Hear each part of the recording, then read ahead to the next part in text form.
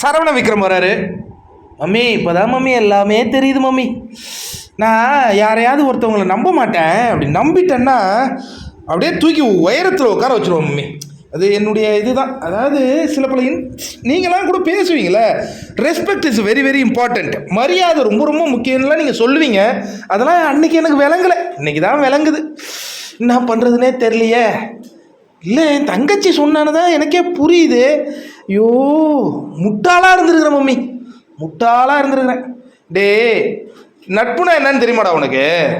இந்த வீட்டில் நீ சில பேரை நட்பாக நினச்சிக்கிட்டியா? ஆமாம் மம்மி, அவங்களே என்ன பயங்கரமாக ஒரு கேலி பொருள் மாதிரி வச்சு பண்ணியிருக்காங்கிறது தங்கச்சி சொல்லி தான் தெரிஞ்சுது. அப்பா அம்மா சொல்லும் போதே கொஞ்சம் புரிஞ்சிச்சு, இப்போ புரிஞ்சிருச்சு மம்மி. டேய் நட்புனா என்னன்னு தெரியுமா உனக்கு?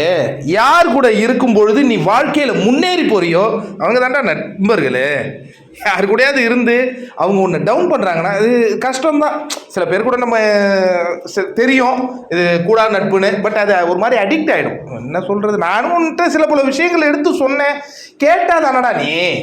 கேட்கவே இல்லையே. ஆமாம் ஆமாம் மம்மி, அர்ச்சனா கூட ஒரு விஷயம் சொல்லிகிட்டு இருந்துச்சு. அர்ச்சனா மணிலாம் நான் அவங்களே விரோதியை பார்த்துட்டேன். என்ன இவங்க எப்படி பண்ணுறாங்க, என் ஃப்ரெண்ட்ஸுங்களை பற்றி தப்பாக சொல்லுங்க. நான் சண்டைக்கே ஆமாண்டா, நீ கொஞ்சம் நாளைக்கு அப்புறம் சண்டைக்கெல்லாம் வந்துட்டு இருந்தேன். பார்த்தேன். இப்போ நான் இருக்கேன்னா எனக்கு தெரியும்டா, என்னுடைய எக்ஸ்பீரியன்ஸு. நான் பேசுவேன், ஆனால் நம்ப மாட்டேன். பேசுவேன், நல்லா இது பண்ணுவேன், பழகுவேன். ஆனால் என்னை டவுன் பண்ணுறாங்கன்னு தெரிஞ்சால் கேட்பேன். அதனால தான் நீ நல்லா யோசிச்சுப்பாரு, என்னை யாராவது டவுன் பண்ணுறாங்கன்னு எனக்கு தோணுச்சுன்னா ஃபஸ்ட்டு டைமே கேட்டுவேன்டா. ஏன்னா நீ 10வது முறை கேட்டின்னு வச்சுக்கேன், 9 முறை வாயை பொத்தின்னு இருந்தேன்னு கூட கேட்பாங்க. சரி நீ யாரை பற்றி பேசுகிறேங்கிறது எனக்கும் புரியுது, இப்போ நான் யாரை பற்றி சொல்கிறேங்கிறது உனக்கும் புரியுது.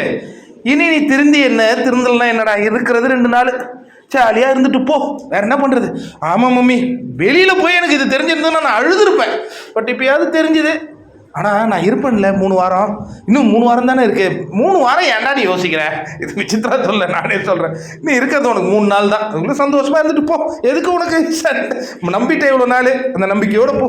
ஆனால் இந்த பையன் கேப்டனாக இருக்கும்போது பிடிச்சி இழுத்த ஆளையே ஃப்ரெண்டுன்னு நம்பினா பாருங்க, வேறு லெவல் விக்ரம்.